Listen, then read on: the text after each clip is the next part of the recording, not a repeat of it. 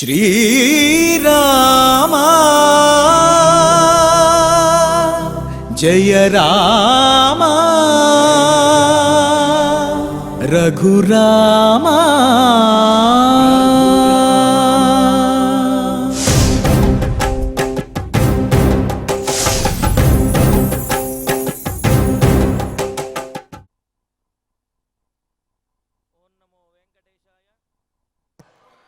ओं नमो वेंकटेशाय। विद्युन्निभाम्भोदसु विग्रहाय विद्याधरैः संस्तुत सद्गुणाय वीरावताराय विरोधिहन्त्रे नमोस्तु रामाय सलक्ष्मणाय।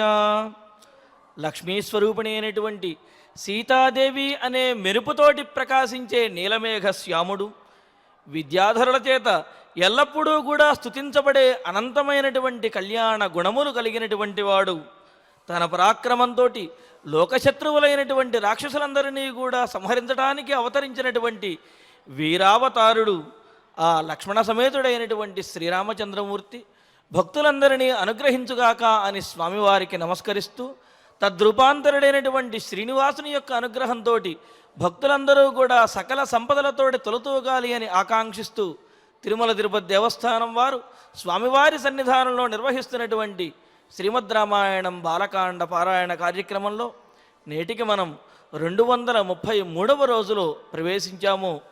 మన బాలకాండ పారాయణ కార్యక్రమాన్ని ప్రారంభించుకుంటూ శ్రీ గురు ధ్యానపూర్వకంగా సమష్టిగా సత్సంకల్పం చేసుకుందాము. ఓం నమో వెంకటేశాయ. శ్రీ గురు ధ్యానం. గురుర్బ్రహ్మ గురుర్విష్ణు గురుర్దేవో మహేశ్వరః గురుః సాక్షాత్ పరం బ్రహ్మ తస్మై శ్రీ గురవే నమః. శ్రీనివాస ధ్యానం. శ్రీ వెంకటాచలాధీశం శ్రియాధ్యాసిత వక్షసం శ్రితచేతన మందారం శ్రీనివాసమహం భజే. అథ సంకల్పః.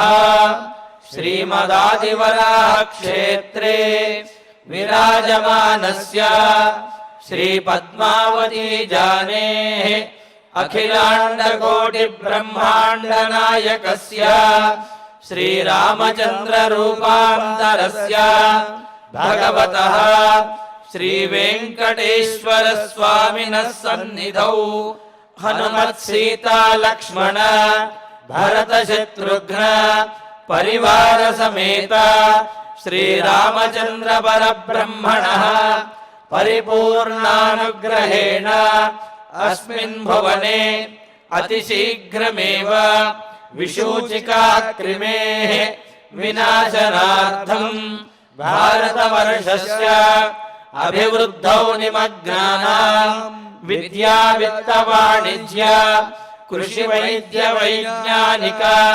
దేశరక్షణాదిరంగేషు విద్యమానానాం ఆస్తిక మహాజనానాం సర్వేషాం సకుటుంబానాం ఆయురారోగ్యైశ్వర్య సద్బుద్ధి ఇత్యాది సర్వశుభఫలప్రాప్త్యర్థం తేషాం సర్వతోముఖాభివృద్ధి ద్వారా శ్రీరామరాజ్యస్య పునర్వ్యవస్థాపనార్థం అనూఢానాం శీఘ్రమేవ వివాహసిద్ధ్యర్థం దంపతీనాం అనుకూల దాంపత్య సిద్ధ్యర్థం సంతానార్థినాం శీఘ్రమేవ సత్సంతాన ప్రాప్త్యర్థం తతః పితృదేవతా ప్రీత్యర్థం గో సంరక్షణార్థం చ సకల సంపత్ప్రదే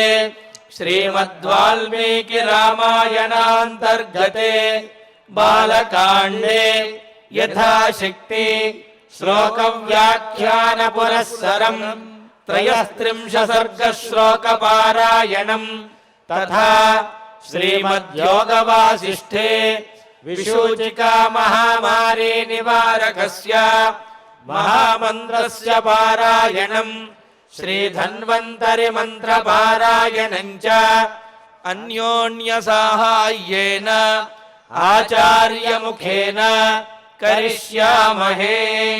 శ్రీ వాల్మీకి ప్రార్థన.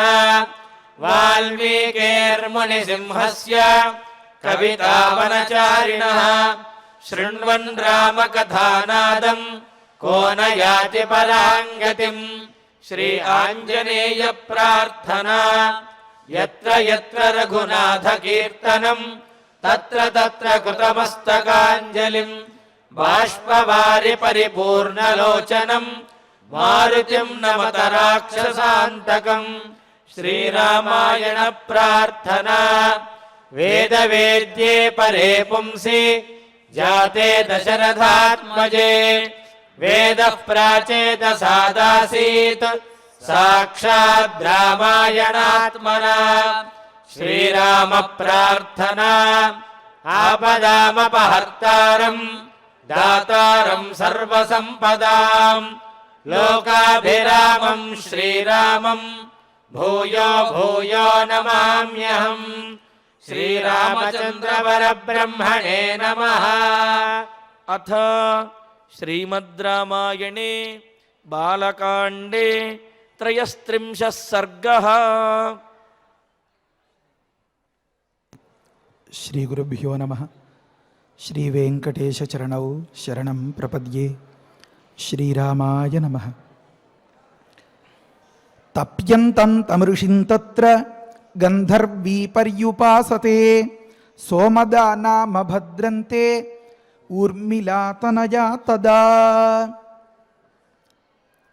ఒకానొక బ్రహ్మర్షులు చూలి అనే పేరు కలిగినటువంటి మహనీయులు తపస్సు చేసుకుంటూ ఉన్న ప్రాంతంలో ఒకానొక గంధర్వ స్త్రీ, గంధర్వ కన్య ఊర్మిళా తనయ, ఊర్మిళ అనేటటువంటి ఆమె యొక్క కూతురు.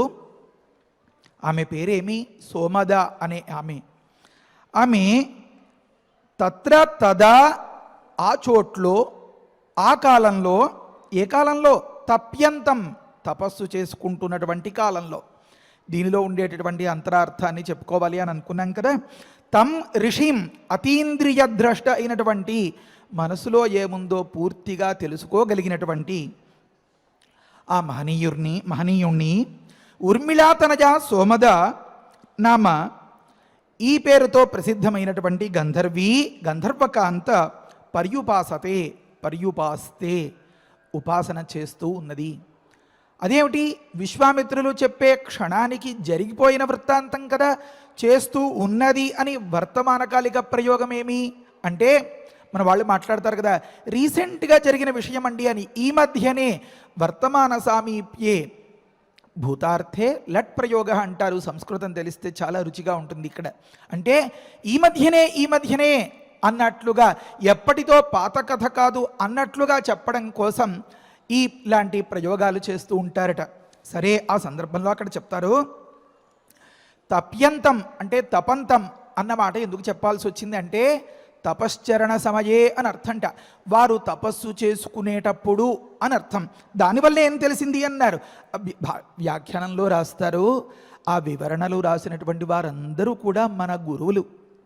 ఎంతో త్యాగం చేసి, ఎంతో కష్టించి, ఎంతో శ్రమపడి, ప్రమాణానికి విరోధం లేకుండా చాలా పద్ధతిగా మనల్ని ఉద్ధరించాలి అని మనకి ఈ సదుపదేశాలు చేసేరే. వాల్మీకి మహర్షి బుల్లి విత్తనాలుగా ఉన్నటువంటి వాటిని పెద్ద పెద్ద మహా కల్పవృక్షాలు మాదిరిగా మన మనస్సులో నాటుకునేలాగా చేశారే.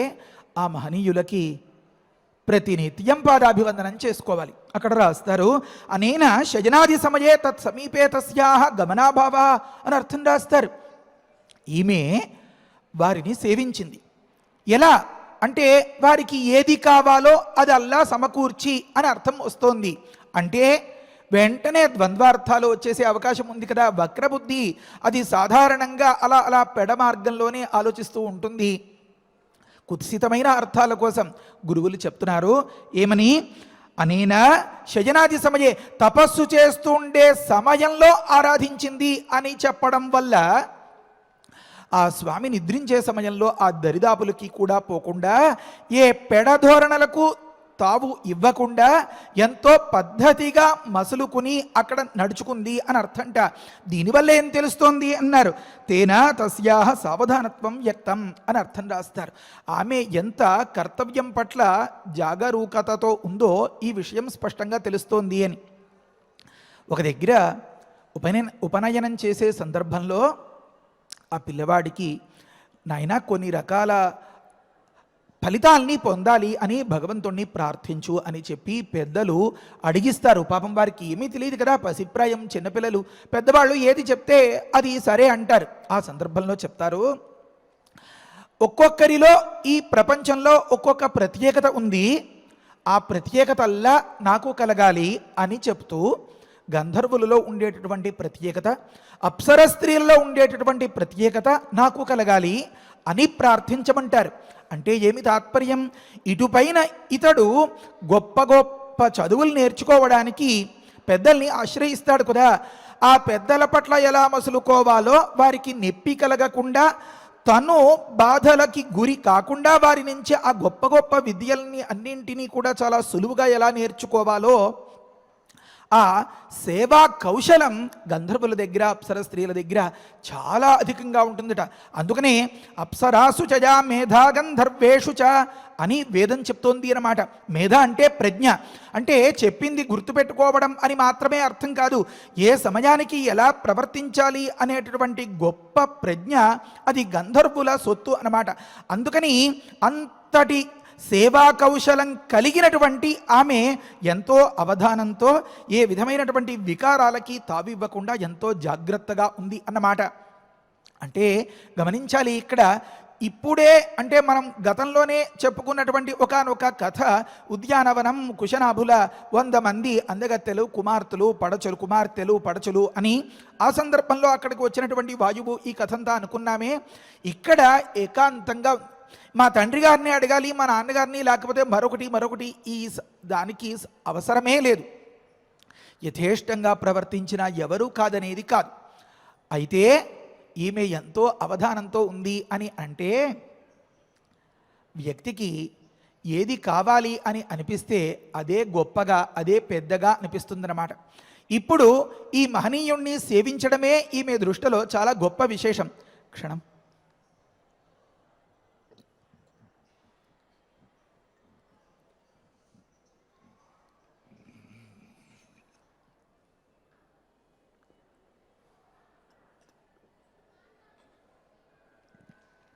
శ్రీరామ్. అయితే ఈ ఒక్క శ్లోకంలో ఎన్ని రహస్యాల్ని చెప్తున్నారో. ఈమె ఎక్కడ ఉంది, ఎక్కడ పుట్టింది అంటే గంధర్వి అని చెప్పారు కదా, గంధర్వకాంత అని తెలుస్తోంది. గంధర్వులు ఎక్కడ ఉంటారు, దేవయోని విశేష అని వర్ణిస్తారు. అయితే ఒక దగ్గర మంత్రం చెప్తోంది, విశ్వావసురభితన్నో గృణాతు దివ్యో గంధర్వో రజసో విమాన అని ఒక మంత్రంలో గంధర్వ శబ్దానికి దివ్యమైనటువంటి గంధర్వుడు అంటే దేవలోకంలో ఉండేటటువంటి గంధర్వుడు అని, దేవలోకంలో పుట్టినటువంటి గంధర్వుడు అని ఒక దగ్గర మంత్రం చెప్తూ ఉంటే, ఓహో అంటే పుట్టుకతోనే అక్కడ ఏర్పడిన వారు, అలా కానివారు కూడా ఉంటారా అని అనిపిస్తుంది. దీనికి కాస్త తైత్రీయోపనిషత్తుని పరిశీలిస్తే తెలుస్తుంది. అంతే, తేయే శతం మనుష్య గంధర్వాణామానందా శ్రోత్రియస్య చాకామః తస్య స ఏకో దేవగంధర్వాణామానంద అని చెప్తోంది. అంటే మనుష్య గంధర్వులు కొందరున్నారు, దేవగంధర్వులు కొందరున్నారు. స్మృతుల్ని తిరిగేస్తామా, ఇంకాసిన విషయాలు తెలుస్తున్నాయి. అస్మిన్ కల్పే మనుష్య సన్ పుణ్యపాక విశేషత అని చెప్పి మొదలుపెట్టి ఒక వ్యక్తి చాలా గొప్ప పవిత్రమైనటువంటి జీవితాన్ని సాగిస్తూ ఆ దేవాలయాదుల్లో అక్కడ గొప్పగా సంకీర్తనం చేస్తూ ఆ భగవంతుణ్ణి మెప్పిస్తే కనుక అతడి పుణ్యానికి, అతడి గాన సేవకు మెచ్చినటువంటి ఆ పరమాత్మ అతడికి గంధర్వ జన్మను ఇస్తాడట. వారిని ఒక కల్పంలో అంటే ఒక సృష్టి జరిగినటువంటి సందర్భంలో పీరియడ్ అంటారే, ఆ దశలో ఇతడి పుణ్యం చేత ప్రమోషన్ అంటే పదోన్నతి అన్నట్లుగా పొందిన స్థితిలో ఎవరైతే గంధర్వులుగా అవతరిస్తారో వారిని మనుష్య గంధర్వులు అని పిలుస్తోంది శాస్త్రం. మరి దేవగంధర్వులంటే ఎవరు అంటే పురాకల్ప కృతాత్ పుణ్యాత్, ఈ కల్పంలో కాకుండా గత కల్పంలోనే తగినంత పుణ్యం చేసేసుకుని ఈ కల్పంలో సృష్టికి సన్నద్ధమై సంకల్పించిన సందర్భంలో ఆ పరమాత్మ, మన వాళ్ళు చెప్తూ ఉంటారు కదా, మెడికల్ కౌన్సిలింగ్ జరుగుతోంది, ఇంజనీరింగ్ కాలేజీలో కౌన్సిలింగ్ జరుగుతోంది అని, వీరు బాగా చదువుకుని సిద్ధంగా ఉన్న సందర్భంలో వారి మార్కులో వగైరాలో పరిశీలించి వీరి అర్హతకు తగినట్లుగా, వారి ఇచ్ఛకు తగినట్లుగా గొప్ప గొప్ప కళాశాలల్లో అవకాశాలు ఇస్తారు అంటారే, అప్పటికప్పుడు వచ్చి మనం ఏదో చేద్దాము పైరవీలో అంటే ఏ కాస్త వల్ల కాదు అన్నమాట. కనుక ఎవరైతే ఉత్తమ విద్యార్థులు ఉన్నారో వారి మెరిట్ని ప్రధానంగా పెట్టుకుని స్థానకల్పనం అనేది ఉంటుంది. ఆ మాదిరిగా పరమాత్మ కూడా స్థానకల్పనం చేయడానికి అలాగా పరిశీలిస్తుంటే గత కల్పంలోనే ఇలాంటి మహాపుణ్యం గొప్పగా చేసేసి ఉన్న సందర్భంలో వారిని కల్ప ఆదిలోనే దేవగంధర్వులుగా ఆవిష్కరిస్తాట పరమాత్మ. ఇదంతా ఎందుకండి మనకి అని అంటే, మనుష్య గంధర్వులు ఒక రకంగా ప్రమోషన్ వల్ల పదోన్నతి పొందిన వారైతే దేవగంధర్వులు పుట్టుకతోటే అంతటి మహనీయులు అన్నమాట. సరే, అసలు గంధర్వ అంటే ఏమనుకున్నాం, నిన్నటి రోజున చెప్పుకున్నాం కదా. ఏమనంటే గంధం అనగా సంగీత వాద్యాది జనితమైనటువంటి ప్రమోదాన్ని అర్వతి ప్రాప్నోతి అథవా ప్రాపయతి అని అనుకున్నాం కదా. సంగీతం వల్ల, వాద్యం వల్ల, నర్తనం వల్ల, వీటన్నింటి వల్ల ఏ పారవశ్యం కలుగుతుందో ఆ పారవశ్యాన్ని తాను అనుభవిస్తూ అందరికీ పంచిపెట్టేలాంటి ఒకానొక ఉత్తమమైనటువంటి జీవితం అది. అలాంటి వ్యక్తులు గంధర్వులు అనే పేరుతో చెప్పబడతారు అని అనుకున్నాం కదా. అంటే అంత విలాసంగా, అంత సంతోషంగా ఎక్కడికి వెళ్ళినా జేజేలు పలికించుకుంటూ వారందరి చేత అంత గొప్పగా ఉండేటటువంటి వ్యక్తులకు ఆ దేవలోకాన్ని విడిచిపెట్టేసి ఇక్కడ పనేమి అని పెద్ద విచారణ అన్నమాట.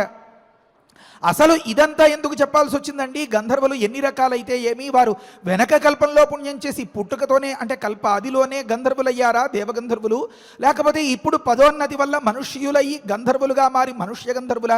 ఇదంతా మాకెందుకండి అని అంటారా? వాల్మీకి మహర్షి నిజంగా చాలా గమ్మత్తైనటువంటి ఉపదేశాలు చేస్తూ ఉంటారు. మరి 24,000 శ్లోకాల్లో పూర్తయిపోవాలి కదా ఒక వ్యవహారం. అలాగని విషయానికి లోపం రాకూడదు కదా. అందుకని చిన్ని మాటలు చెప్తూ ఉంటారు. ఇక్కడ మాటలు ఏం చెప్పారు?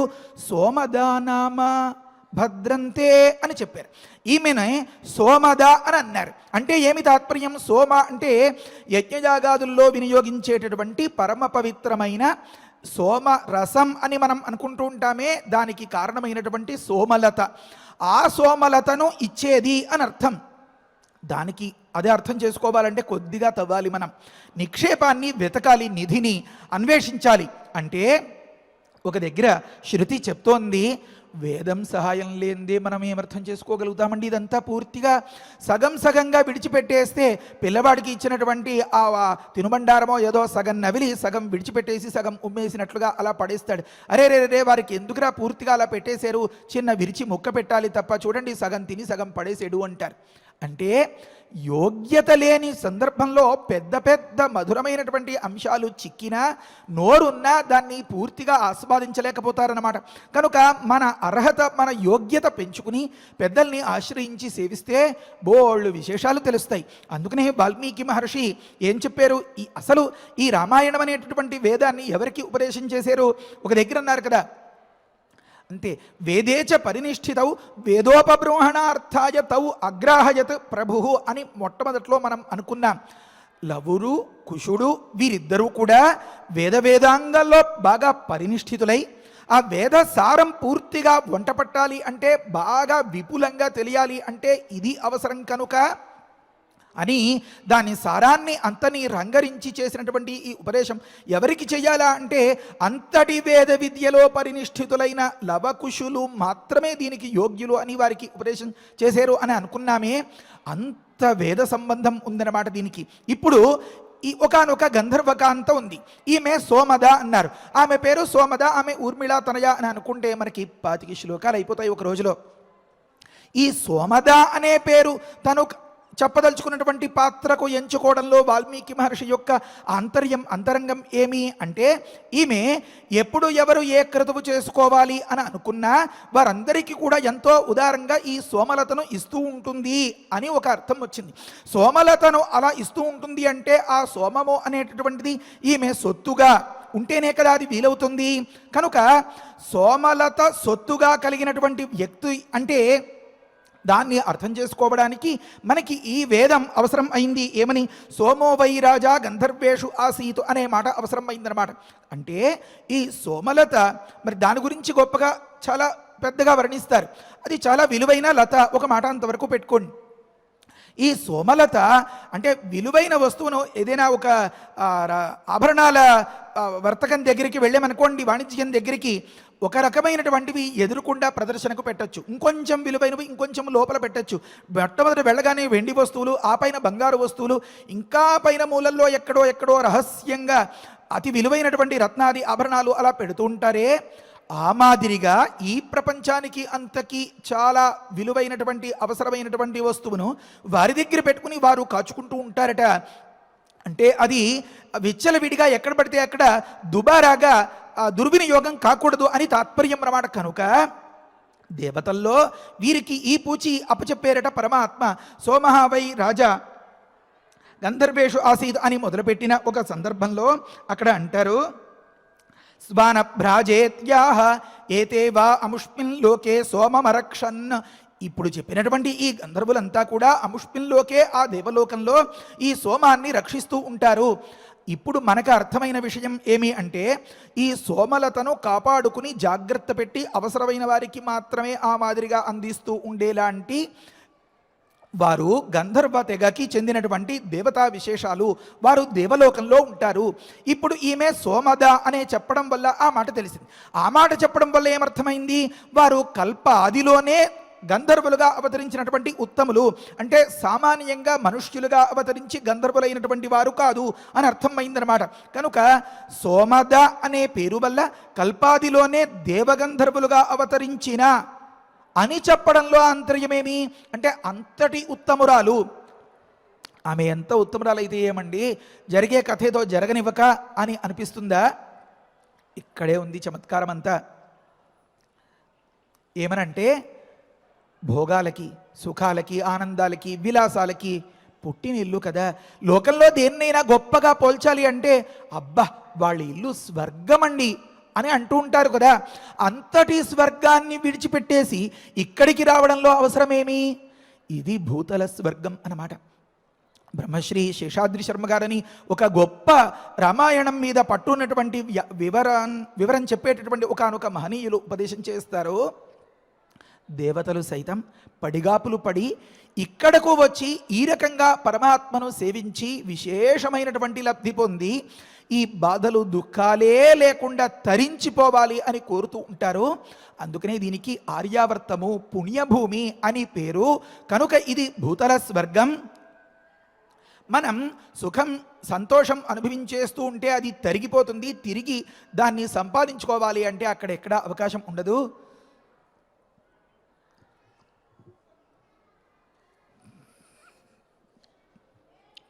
కానీ దాన్ని నిండుగా సంపాదించుకోవడానికి సాధనాలు ఇక్కడ దండిగా దొరుకుతాయి.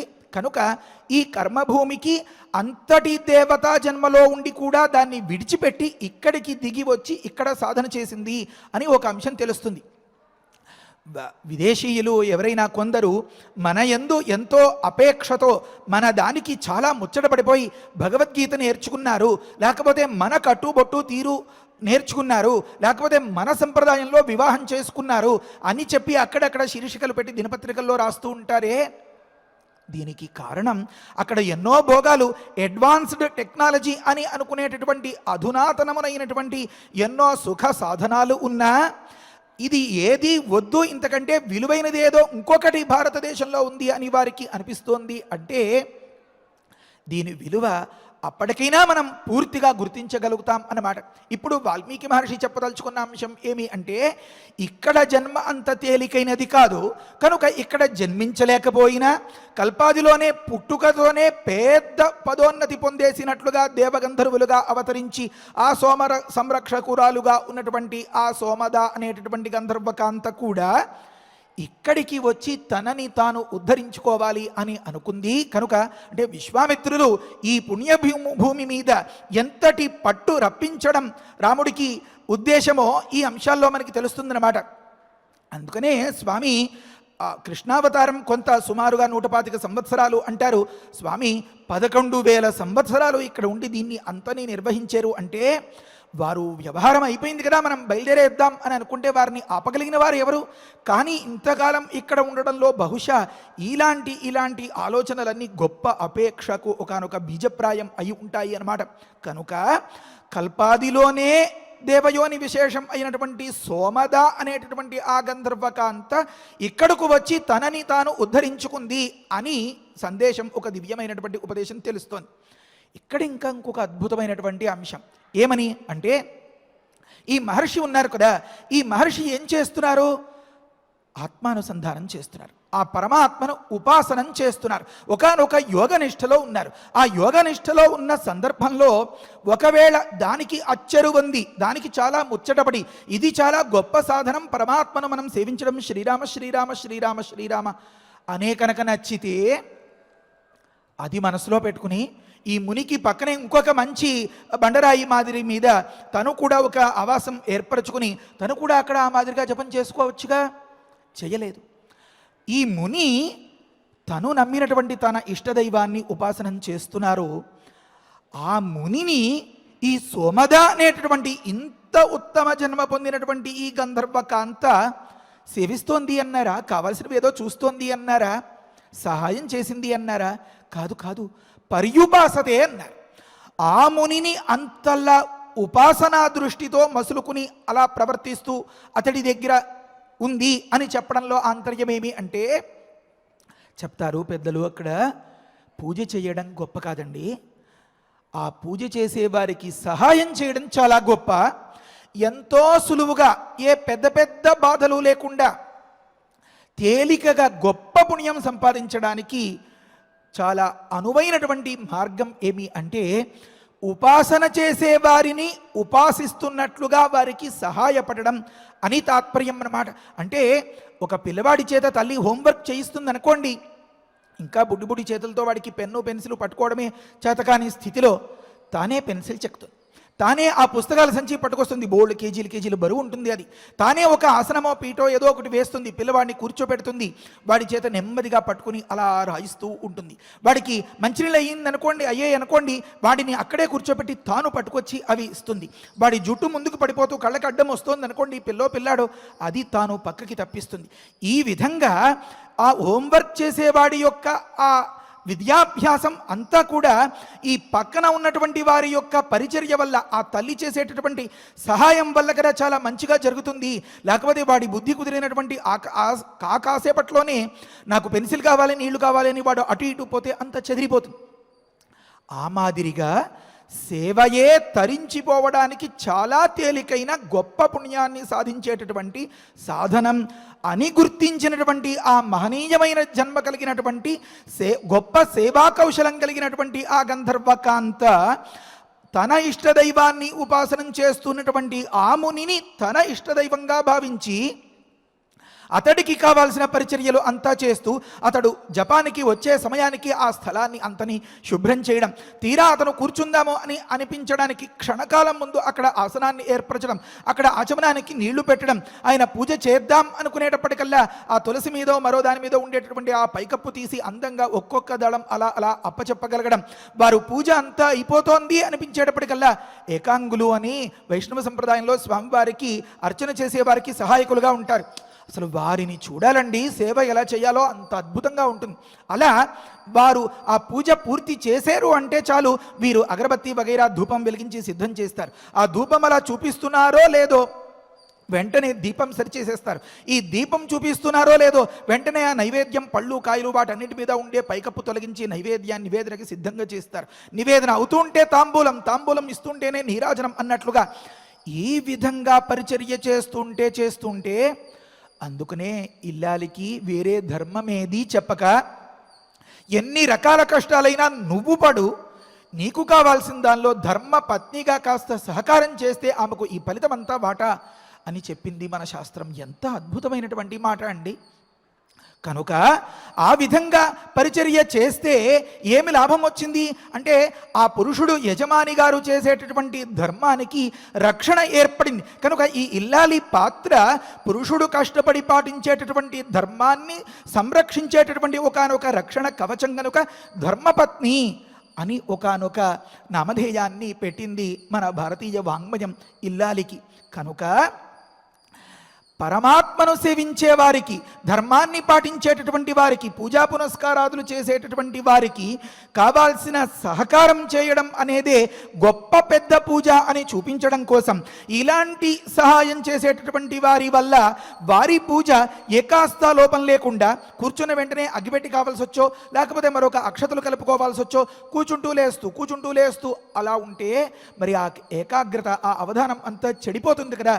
కనుక వారి అవధానం చెడకుండా ఉండడం కోసం యువతల సహాయకులు వారి మీద అవధానం ఉంచి ప్రవర్తించాలి అని చెప్పడం కోసం తపస్సు చేస్తూ ఉన్నటువంటి తరుణంలో సావధానంతో ఈమె ఏ విధమైనటువంటి పెడపోకడలకు, పెడధారుణులకు, ధోరణులకు పోకుండా ఆ మునిని సేవిస్తూ అతడి ఉపాసనం గొప్పగా జరిగేలాగా తోడ్పడింది అన్నారు.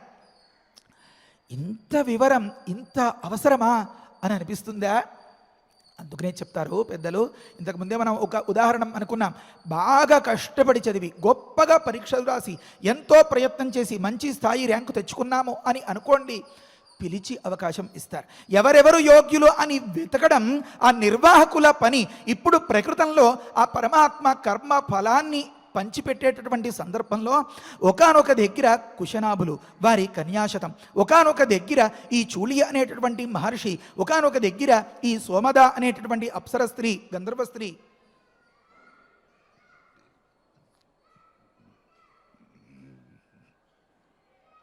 వీరందరి పుణ్య పాకం అంటే పుణ్యం పండి ఒకేసారి ఫలితాన్ని అప్పచెప్పాల్సి వచ్చి పరమాత్మ అలా అలా అలా అలా పావులు కదుపుతున్నారన్నమాట. ఈ చూళి అనే మహర్షి ఎవరో ఇంతకుముందు కుశనాభులకు తెలియదు. ఆ కుశనాభులు కన్యాశతం ఆ విషయాలు ఏవి ఈ చూళి అనే వారికి పట్టవు.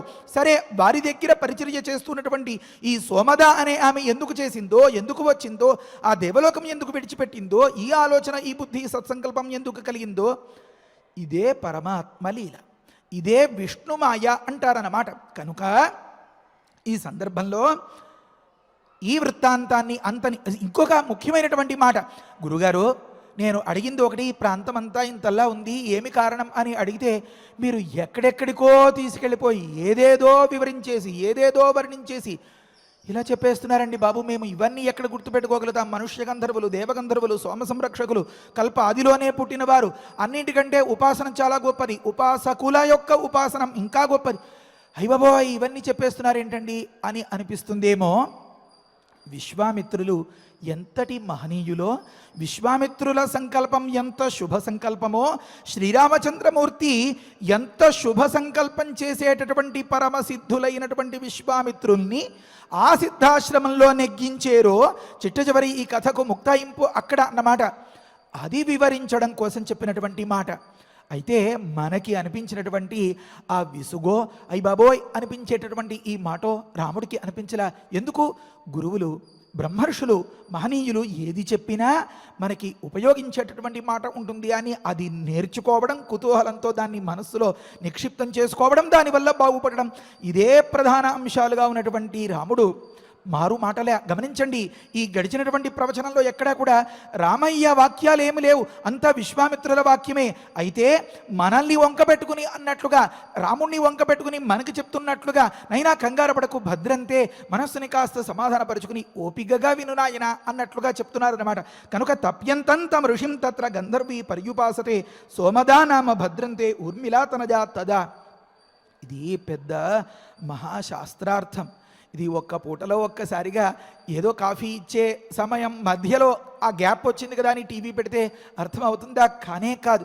నేను తయారవడానికే ఎంత కష్టపడిందో అలాంటి విషయాన్ని ఎంత సారంగా చెప్పేసినా కూడా అలా గబగబా చెప్పుకుంటూ పోతుంటే వెంటనే దాన్ని పట్టుకోగలగద్దు. చాలా అవధానం కావాలి అన్నమాట. చాలా సంతోషకరమైనటువంటి విషయం ఏమంటే, కొంతమంది వచ్చి చెప్తూ ఉంటారు, అయ్యా మేము ఒక్కసారి టీవీలో చూస్తే అది మాకు సరిపోవట్లేదు, మళ్ళీ రెండోసారి మూడోసారి ఈ అంతర్జాలంలో ఉన్నదాన్ని మళ్ళీ వెనక్కి పెట్టుకుని మళ్ళీ చూస్తున్నాము. పుస్తకం పెన్ను దగ్గర పెట్టుకుని ఇంకొక గొప్ప సౌలభ్యం కూడా ఉంది అందులో. ఏమనంటే ఇక్కడేమో మరి ఇంత విషయం చెప్పాలి, ఉన్న సమయమేమో ఇంత గబగబా, ఇంతకంటే వేగంగా ఎవరు చెప్పగలుగుతారు? అంత వేగంగా చెప్పే దానిని అందుకోలేని స్థితి కూడా ఉంటుంది కొన్నిసార్లు. అందుకని దాని స్లో మోషన్ అంటారట. దాన్ని కాస్త ఇంకా సావధానంగా పెట్టుకుని నిదానంగా దాని యందు అవధానం ఉంచి వినడానికి ఒక గొప్ప సౌలభ్యం ఉందండి. కనుక నా భార్య అలా పెడుతుంటే నేను చూసి రాస్తూ ఉంటాను అని కొంతమంది మహనీయులు చెప్తున్నారు. ఎంత ఆసక్తిగా ఉందో అసలు. రామాయణం అంటేనే అంత మన గొప్ప ఏముందండి, ఇందులో ఏమీ కాదు. కనుక అంతంతటి మహనీయులు ఒక్కొక్క చిన్న మాటలో అన్నన్ని అంతరార్థాల్ని చొప్పించి చెప్పారు అంటే వెతుక్కోవడం మన పని, దాన్ని అందిపుచ్చుకోవడం మన యోగ్యత అన్నమాట. కనుక సాచతం ప్రణతా భూత్వా శుశ్రూషణ పరాయణ ఉవాసకాలే ధర్మిష్ఠ తస్యాస్తుష్ట అభవద్. ధర్మిష్ఠ గొప్ప ధర్మము కలది అతిశయే ధర్మ స్యాస్తి, ధర్మవాన్ అతిశయేన ధర్మవాన్ ధర్మిష్ఠ అని చెప్తారు అన్నమాట. ఈమె గొప్ప ధర్మబంధు నైపుణ్యం, కౌశలం, ఆసక్తి, అపేక్ష కలది. కనుకనే సేవ అన్ని విధాలా మంచిది అని ఎన్నుకుని భర్తని పక్కకి జరిపి తను పెద్ద పీట వేసుకుని కూర్చుని ఏదో భ్రమతో నేను ఇంకా పెద్ద పూజలు చేయాలి అని అపోహ పడక భర్తకి కావాల్సినవన్నీ సమకూరుస్తుంటే చాలు నాకు గొప్ప ప్రయోజనం కలుగుతుంది అని ఆలోచించే తెలివైన ఇల్లాలిలాగా ప్రవర్తించింది అన్నమాట. కనుక ధర్మిష్ఠ సాచ తం ప్రణత అన్నారు. అతడి పట్ల ఎంతో శ్రద్ధతో, ఎంతో ప్రీతితో, ఎంతో అపేక్షతో ఉన్నదై శుశ్రూషణ పరాయణ, అతడికి ఏది కావాలో ఆ సమయానికి ఆ పూజాదుల్లో వగైరా జపాల్లో ధ్యానాదుల్లో అంతా తోడ్పడుతూ శుశ్రూష ప్రధానంగా చేస్తూ భూత్వా ఉవాస ఉండెను. కాలే తస్యాహ గురు తుష్ట అభవతు. ఇది ఇంకా అద్భుతమైనటువంటి మాట. ఏమని? ఈమె చేసినటువంటి ఈ సేవ అనేటటువంటి గొప్ప మహాపుణ్యం ఉందే, ఆ పుణ్యం పండేటటువంటి వేళ వచ్చిన సందర్భంలో తన కడుపు పండించేలాగా ఆ పరమాత్మ ఒక చిన్న పావు కదిపేరట. ఏమి అది అంటే, ఆ చూళి అనేటటువంటి మహర్షికి గొప్ప సంతోషం కలిగిందట. ఇక్కడ ఈ చెప్పేటటువంటి మాటల్లో తస్యాస్తుష్ట అభవతు గురుహు అని ఒక మాట చెప్పారు. అందులో ఉంది చమత్కారం అంతా. చూళి అనే ఆయన సంతోషపడ్డారు, ముని అనే ఆయన సంతోషపడ్డారు అని ముని అని 2 అక్షరాలతో చెప్పొచ్చుగా, చూళి అనే 2 అక్షరాలతో చెప్పొచ్చుగా. గురువు సంతోషపడ్డారు అని చెప్పడంలో తాత్పర్యమేమి? కృష్ణం వందే జగద్గురు శివాయ గురవే నమః అంటే అసలు గురుడు సంతోషపడ్డాడనమాట. అసలు గురుడికి సంతోషం కలిగితే ఏం కలుగుతుంది? ఈ లోకంలో ఉండేటటువంటి మన ప్రభువులకు, మన గురువులు అందరికీ సంతోషం కలుగుతుందన్నమాట. విశ్వాత్మ ప్రియతాం హరి అని ఒకానొక సందర్భంలో పరమాత్మ ఆ ద్రౌపది మహాభారతం ఆ కథలో ఆ గిన్నెకి అంటుకున్నటువంటి ఒక చిన్న ఆకుతాలూకు లేపాన్ని తన నోట్లో పెట్టుకుని అలా అనుకున్నంత మాత్రం చేత ఆ దుర్వాసాది వేలాది వ్యక్తులందరికీ కూడా కడుపు నిండిపోయి ఒక్కొక్కరికి భుక్తాయసం వచ్చేసేంత ఆనందం అయిపోయిందే. పరమాత్మను సంతోషపరచగలిగితే కలిగే ప్రయోజనం, పరమ ప్రయోజనం ఇదన్నమాట. కనుక ఈ అంతరార్థాల్ని అంతని చెప్పడం కోసం ఆలోచించి పరిశీలిస్తే ఈ తాత్పర్యమంతా వంట పట్టడం కోసం చూళి అనే 2 అక్షరాలతో, ముని అనే 2 అక్షరాలతో శ్లోకాన్ని ముగించేయకుండా మహామంత్ర గర్భితం కదా ఇది. గురువు సంతోషించాడు అని చెప్పడంలో మన జగద్గురువైనటువంటి పరమాత్మ సంతోషించాడు అనే అంతరార్థం ఉందన్నమాట. ఆ సందర్భంలో సచతాం కాలయోగేన ప్రోవాచ రఘునందన పరితుష్టోస్మి భద్రంతే కింకరోమి తవ ప్రియం అని అడుగుతారు. నేను చాలా సంతోషించాను నీ సేవకు, నీ సేవ వల్ల, నీ పరిచర్య వల్ల ఇంత గొప్పగా నా పుణ్యకార్యం, నా ఉపాసనమంతా నెరవేరింది కనుక అని ఆ చూళి అనేటటువంటి ఆ మహర్షి మాట్లాడడం మొదలు పెడుతున్నారు. ఓ రఘునందన సచ, ఆ చూళి అనేటటువంటి మహర్షి కాలయోగేన, ఇక్కడ కూడా ఇదే మాట అన్నమాట. అక్కడ అర్థం రాస్తారు, శుశ్రూషాజనిత ధర్మ పరిపాక కాలయోగేన అని ఒక పరిపాకార కాలయోగేన అంటారు. ఈమె శుశ్రూషయే ప్రధానంగా పెట్టుకుని అతడిని పరమాత్మను సేవిస్తూ ఉండేటటువంటి వ్యక్తిని పరమాత్మగా భావించి సేవించిందో, ఈ శుశ్రూష వల్ల గొప్ప పుణ్యం ఏర్పడితే ఆ పుణ్యమునకు పరిపాకాన్ని కలిగించేటటువంటి కాల యోగము, కాల సంబంధం ఏర్పడగా తాం ఆమెను గూర్చి పరితుష్ట చాలా సంతోషించిన వాడై ఉన్నాను నేను అని ఒక మాట చెప్తారట. పరితుష్ట అస్మి, నేను చాలా సంతోషించాను. భద్రంతే, నీకు శుభమగుగాక, నీకు ఏం కావాలో చెప్పు. తవ కిం ప్రియం కరోమి, నీకు నేను ఏ రకమైనటువంటి సంతోషాన్ని కలిగించగలుగుతాను అని అడిగితే, దివ్య యోగిని యోగినో అకల్మష తపఃప్రవృత్తి అని అంటారు. అప్పుడే ఆమె అంటుంది, పరితుష్టం ముని జ్ఞాత్వ గంధర్వీ మధురస్వర ఉవాచ పరమప్రీత వాక్యజ్ఞ వాక్యకోవిదం. నిజంగా ఇంటాయనే చాలా సంతోషించి నీకేం కావాలో చెప్పవే, తప్పకుండా నేను కొని తెచ్చిపెట్టేస్తాను అన్న సందర్భంలో ఎంత ఆచితూచి మాట్లాడతారండి ఆడవాళ్ళు. అదే మాదిరిగా ఈమె వాక్యజ్ఞ, ఎప్పుడు ఏ మాట ఎలా చెప్పాలో బాగా ఎరిగినది. మధురస్వర, తీయటి మాటలు మాట్లాడడంలో అసలు ఆడవారిదే పెద్ద చెయ్యి అయితే అందులో మరి గంధర్వకాంతలది ఇంకానా, అబ్బబ్బబ్బబ్బబ్బా. కనుక మునిం పరితుష్టం జ్ఞాత్వ, తన ముని తను సేవ చేస్తూ ఉండేటటువంటి ఈ బ్రహ్మర్షి చాలా సంతోషించాడు. అందుకనే ఈ మాట చెప్పారు, నీకు ఏం కావాలో అడుగు అని. కనుక దీన్ని గమనించి జ్ఞాత్వ వాక్యజ్ఞ, ఏ మాట మాట్లాడాలో ఎంతవరకు మాట్లాడాలో బాగా ఎరిగినటువంటి ఇంకొక మాట మధుర స్వర, ఆ చెప్పదలుచుకున్నటువంటి మాట అంతా కూడా ఎంతో తీయటి స్వరంతో పలికేది. అంటే ఇంతకాలం అయిపోయిన తర్వాత ఇప్పుడు అడిగి ఏం ఉపయోగం, పుట్టినరోజు పెళ్లి రోజు అంతా అయిపోయింది, ఇప్పుడు సుమారుగా సాయంకాలం అర్ధరాత్రి కావాల్సి వస్తుంది. నిన్నటి రోజు అడుగుంటే, ముందు రోజు అడుగుంటే, ప్రొద్దుటే అడుగుంటే బయటకు వెళదాం కదా, అంతా పోయింది, అయింది, ఏదో అయ్యింది రండి కానివ్వండి. ఇలాంటి దిప్పి పొడుపు మాటలతో తన నిస్సహాయతను బయట పెట్టేలాంటి మాటలు కాకుండా గొప్పగా చెప్పిందనమాట. కనుక మధురస్వర, తీయటి మాట గొప్ప తపస్సు అనుకున్నాం కదా. కనుక ఆమె మధురస్వర కలిగిన స్వరయుక్తురాలై గంధర్వీ పరమప్రీత ఆయ్ అని ఎంతో పట్టరాని సంతోషంతో నా పంట పండే తరుణం వచ్చింది అనేటటువంటి సందర్భంలో వాక్యకోవిదం, తాను చెప్పినటువంటి మాటల్ని అక్షరాల అందంగా అర్థం చేసుకోవడంలో నేర్పరి అయినటువంటి ఆ మునిని గూర్చి ఒక మాట పలికెను అని అన్నారన్నమాట. ఏమా మాట రేపటి రోజున ప్రవచనంలో చెప్పుకుందాం. హరయే నమః. స్వస్తి. పారాయణ చేసుకుందాము. తప్యంతం తప్యంతం తమృషిం తత్ర తమృషిం తత్ర గంధర్వీ గంధర్వీ పర్యుపాసతే పర్యుపాసతే సోమదానామ సోమదానామ భద్రంతే భద్రంతే ఊర్మిళాతనయా ఊర్మిళాతనయా తదా తదా సాచతం సాచతం ప్రణతా భూత్వా ప్రణతా భూత్వా శుశ్రూషణ శుశ్రూషణ పరాయణ పరాయణ శుశ్రూషణ పరాయణ శుశ్రూషణ పరాయణ ఉవాసకాలే ఉవాసకాలే ధర్మిష్ఠ ధర్మిష్ఠ తస్యాస్తుష్టః తస్యాస్తుష్టః అభవద్గురుః అభవద్గురుః సచతాం సచతాం కాలయోగేన కాలయోగేన ప్రోవాచ ప్రోవాచ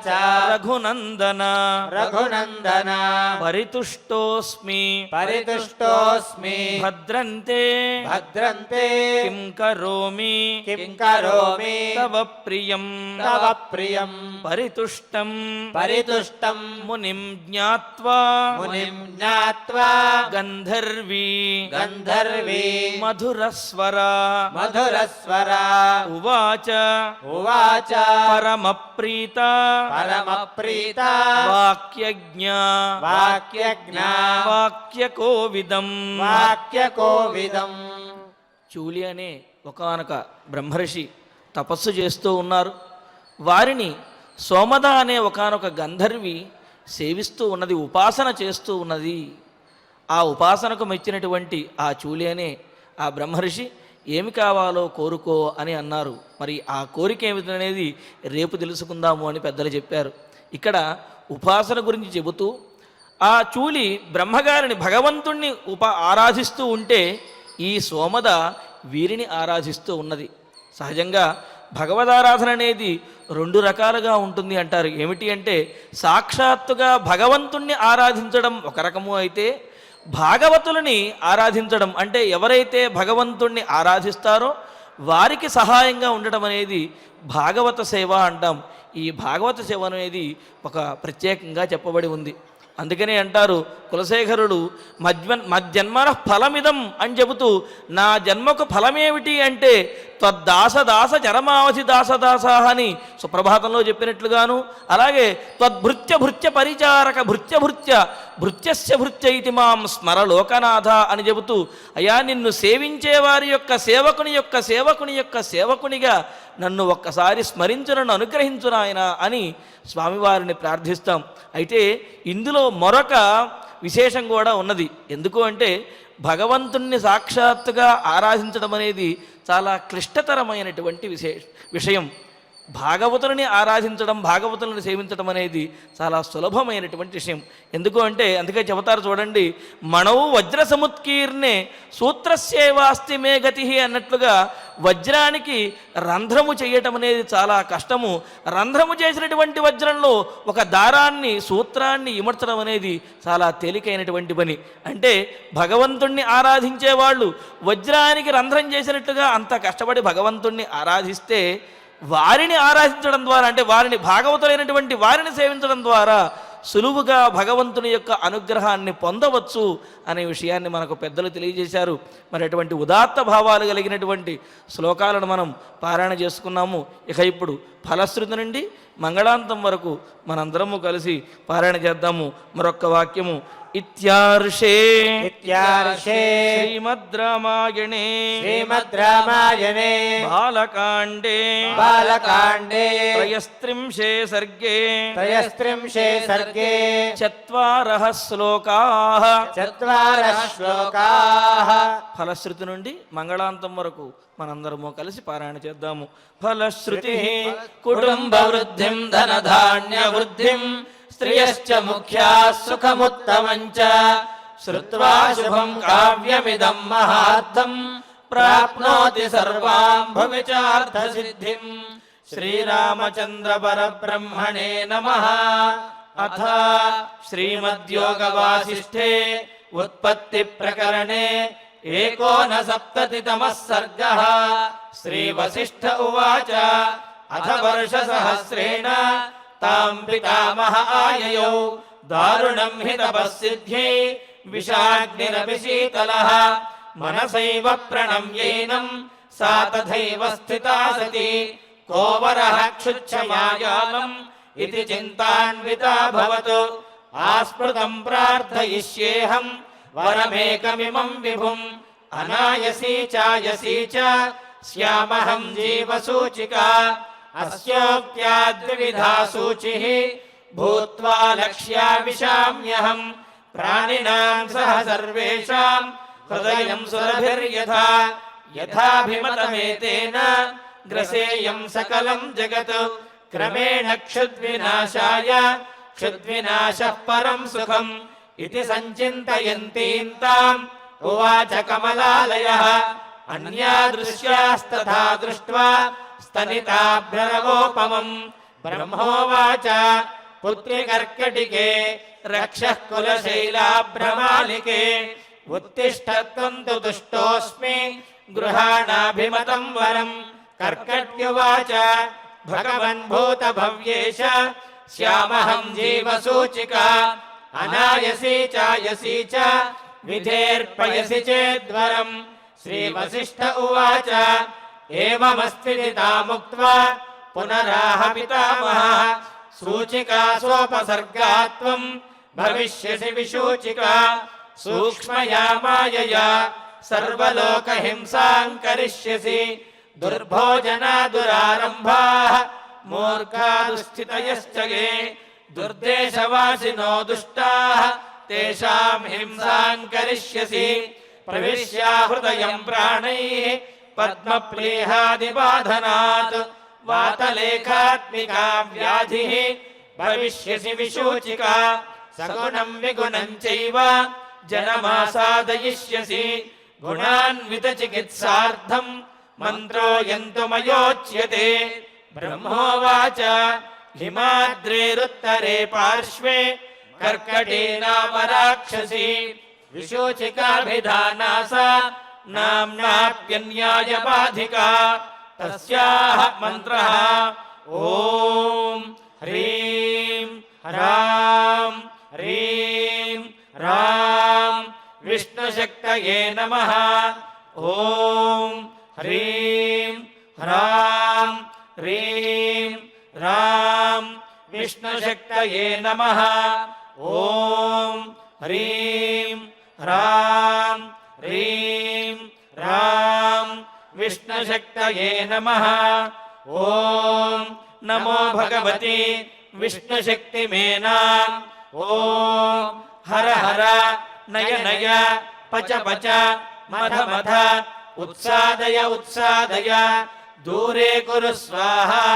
हिमवन्तं गच्छ जीव सह सह सह चन्द्रमण्डलगतोऽसि स्वाहा ॐ नमो भगवति विष्णुशक्तिमेनां ॐ हर हर नय नय पच पच मध मध उत्सादय उत्सादय दूरे कुरु स्वाहा हिमवन्तं गच्छ जीव सह सह सह चन्द्रमण्डलगतोऽसि स्वाहा ॐ नमो भगवति विष्णुशक्तिमेनां ॐ हर हर नय नय पच पच मध मध उत्सादय उत्सादय दूरे कुरु स्वाहा हिमवन्तं गच्छ जीव सह सह सह चन्द्रमण्डलगतोऽसि स्वाहा इति मन्त्री महामन्त्रं यस्य वामकरोदरे मार्जयेदातुराकारं तेन हस्तेन संयुतः हिमशैलाभिमुख्येन विधृतां तां विचिन्तयेत् कर्कटीं कर्कशाक्रन्दां मन्त्रमुद्गरमर्दिताम् आतुरं चिन्तयेच्चिन्द्रे रसायनहृदि स्थितम् अजरामरणैर्युक्तं मुक्तं सर्वाधिविभ्रमैः साधको हि शुचिर्भूत्वा स्वाचान्तः सुसमाहितः क्रमेणानेन सकलां प्रोच्छिनत्ति विशूचिकाम् इति गगनगतः त्रिलोकनाथः गगनगसिद्धगृहीता सिद्धमन्त्रः गतः उपगतशक्रवन्द्यमानः निजपुरम् अक्षयम् आयम् उज्ज्वलश्रीः इति श्रीमद्योगवासिष्ठे उत्पत्तिप्रकरणे 59तमः सर्गः।